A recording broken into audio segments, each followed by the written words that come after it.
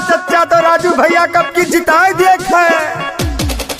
वही मनवन का ठेंगा देखावा हो, जिला पंचायत बनावा हो। यही मनवन का ठेंगा देखावा हो, जिला पंचायत बनावा हो। वही मनवन का ठेंगा देखावा हो, जिला पंचायत बनावा हो।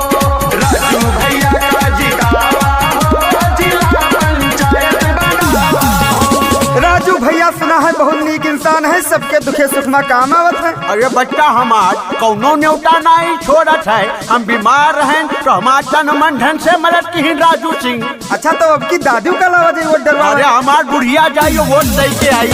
अब की चुनाव